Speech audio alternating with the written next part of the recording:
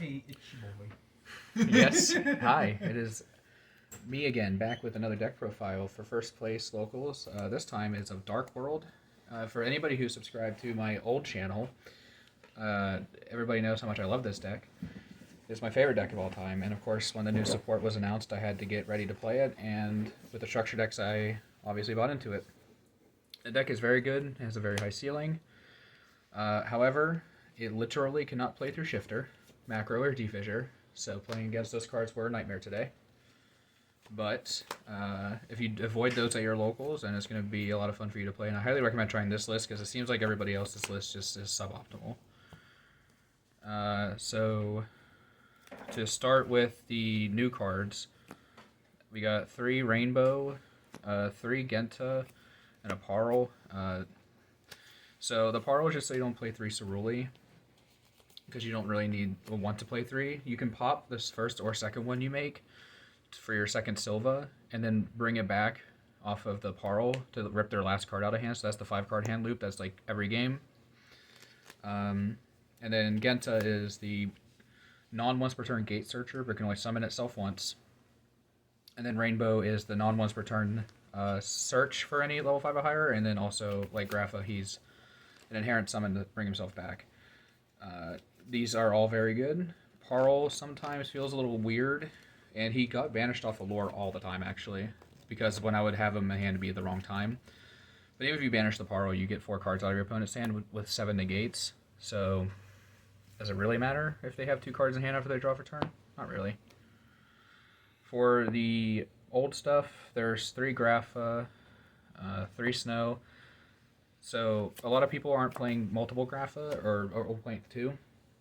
With Bystials in the format, you really need to play multiple Grapha, at least 2, and you need to, in my opinion, play 3, because if you lose one, your combos to get to your 8s are much harder, and resolving the fusion spell is the best play this deck can do, because it generates way too much value. 2 Brow, this card sucks now, which is funny because he used to be the best one. We're in the type of format now where just randomized card draw is not important anymore, but there are times where you can just use it to dig a little bit deeper to your searchers, because like now with Snow also is in this spot where Snow is just not as good as it used to be, because Snow would always search Gates or would search Grapha, but now you have 2 new cards that do that. So these cards became worse because of these ones, but Snow still gets you these cards, which gets your other good cards. So you want to maximize on those, but Brow is just a random chance to hit them, and it is a lot worse because of it now. So you really just don't want to play too many Brows. Honestly, I thought about cutting it to 1, just because I never want to draw it. And then the hand loop is 2 Silva, 2 Ceruli. Mad Lads play 3 Ceruli. Play 2 Ceruli and Parl, because, again, as I said, you can treat this as a 3rd Ceruli, but if you've also gone to the point where you're playing, like, used a hand trap, and then you wanted just an extra body, this can summon any Dark World card, not just Ceruli. So it counts as a better extender than Ceruli ever could be. And this is the hand loop part, obviously. So you're most of the time starting your opponent with 1 card in hand, sometimes 0. The danger package is a little bit bigger, admittedly, than I wanted to play today. But it's 3 Nessie, which I really wish I just played 2 because it clogs all the time. 2 Bigfoot, 1 Thunderbird, 1 Chupacabra, 1 Mothman, 1 Jackalope, and 1 Tsuchinoko. So, even though we're in a tier 0 tier format, my particular locals doesn't play too many tier decks, so Mothman was like not too much of a concern. But even then, I think it's almost kind of just worth it to play even into tier after playing it today, because like it guarantees you that you will discard a card which can start your combos. So I think at 1 you just kind of need it. However, going forward, I think if I do keep playing this like high danger density version instead of like a trap based build, I'll cut Nessie down and put a 2nd Mothman in, because Mothman just feels better also being a level 4. And then the honorary Dark World cards is 1 Zephyros and a Salamander Catalyst. So Zephyros got a lot worse with the Curious Ban, but you can still just draw it, and you typically don't use your normal summon. So drawing it is fantastic, because you just normal it, then bounce your gates. So Zephyros doesn't really need an explanation. Catalyst is a common for Darkwing Blast, for those of you who don't know. You reveal a Fiend monster and itself, discard one, special with the other. So it's an effect as well, so you trigger all their effects. But also, if you're in a really weird game state, or like a grind, which never comes up with this deck to be honest, but you know, theoretically, you can just like reveal these two and then special Rainbow. So, and then it's got a cool effect too, where if a monster is destroyed by battle or while this is in the grave, you can return it to your hand. So, this is a very good card. 3 gates. Definitely play 3 gates. People playing 2 just doesn't make sense. Sure, it's a clog in multiples, but like you can use gates 4 times in a single turn and just always keep grinding, always keep pushing. The 2 new spells, 1 Accession and 1 Archives. Archives let you discard a Dark World from your hand to make all Dark Worlds gain attack equal to its level.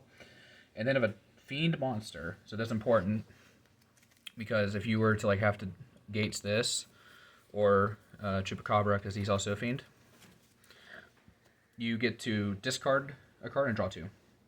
They were sent by the effect of a Dark World card. This includes itself. And then Accession is the fusion spell that gives you infinite advantage, because not only do you discard cards from your hand to activate it and use its effect, but you discard a card to put it back in your hand.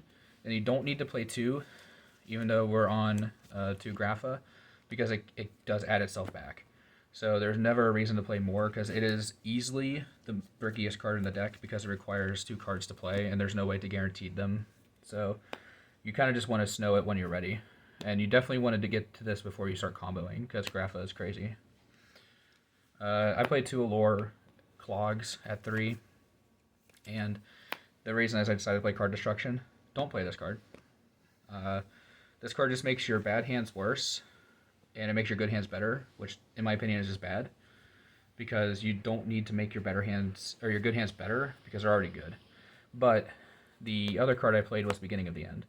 So going forward, I would probably just cut this for another monster, but the Beginning of the End is ridiculously good, and it was a debate between playing 2 Beginning of the Ends or the Card Destruction, because Beginning of the End is better when you get through your combo and you start comboing more, because it keeps you going, but Card Destruction gets you started easier. So you have to decide which one your deck is better at, and this deck is much better at starting than it is continuing once you get through your gates.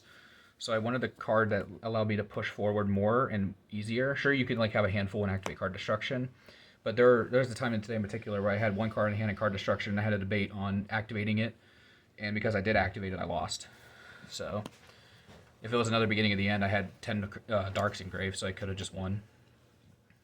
So for the extra 2 Grapha Fusion, this card is absolutely ridiculous. It replaces the activation or the effect of a card that activates as a normal spell or trap or monster effect to your opponent discards card. So since it's your opponent activating the card, you get to trigger all the secondary effects of the Dark World monsters. So for Snow, for as an example, you get to reborn a card from their graveyard to your field, and search. But the main one that we're doing it for, and it's also important for Cerulea, that I should have explained, is if you change their card effect to discard Silva, set your opponent discard, you special summon it, and then put 2 cards on their hand back to the bottom of their deck. But that triggers all their secondary effects.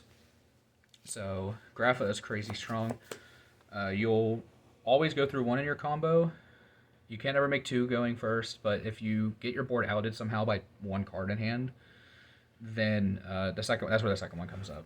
But realistically, in this version, since it's so like high octane, just flowing through, you could probably cut this down to 1 for extra space.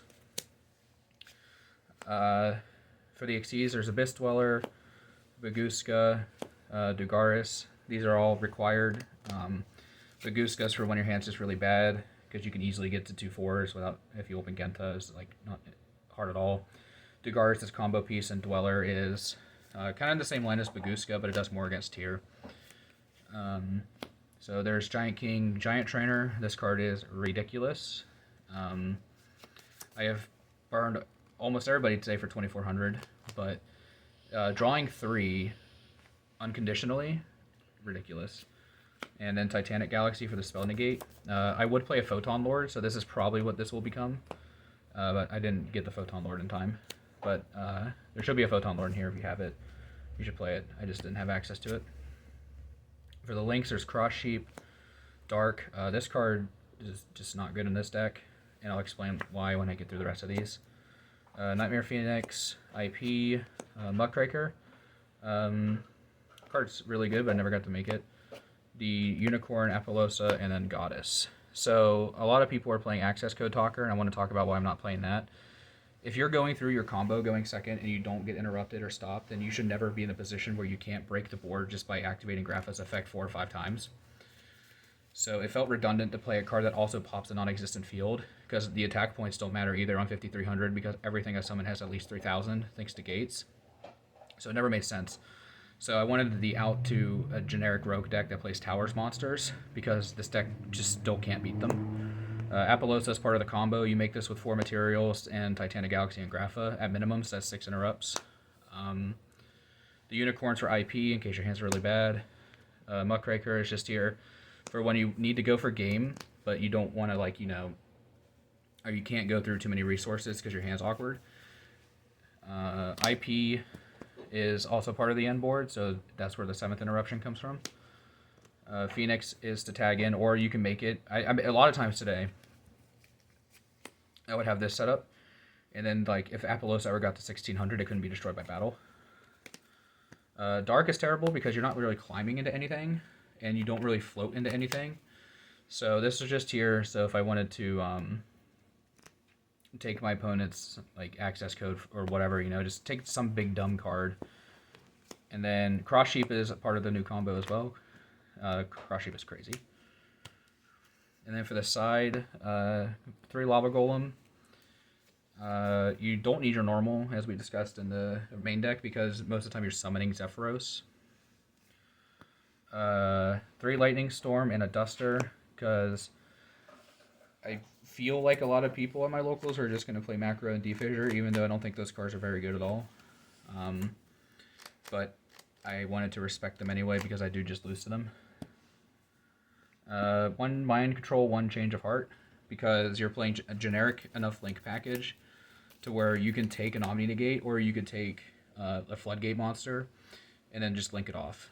So these were really good. They could be talents instead, but talents requires your opponent to activate a card, and you could, like, if you don't have a way to, like, force that, you can at least start with this. So and then for my only going first cards, we had 2 Deck Devastation Virus, 2 Eradicator Virus, and 2 Trap Trick. So the idea was, if I was going against a certain matchup that only wanted 1, I would do something like this, like 1 Trap Trick and the 2 Viruses, because, like, with the amount of cards you dig through, you'll see one of them eventually.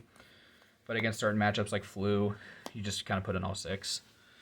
They never really went off today. I only got to Deck Devastation Virus my Flu opponent round 1, and he had all spells in his hand, basically. So it did nothing. But yeah, the Virus stuff is really cool. It brings me back to the original Dark World where it was just Virus Turbo. So yeah, that's why I decided to play those. But they're also just good in the meta. That's it for the deck. I think this deck is a crazy amount of fun. And I think it's very good. I think that this deck can easily be a solid tier 2 deck. It can't be tier 1 just because of how the deck loses to itself naturally. But I think it's very good. Definitely give this list a shot if you are serious about this deck. And I'm probably going to be playing, like, a more control virus build next week. And that's it for now. Remember to comment, rate, subscribe. We're going to be doing this at least once a week, maybe more, depending on if I remember to do it. Thanks for watching.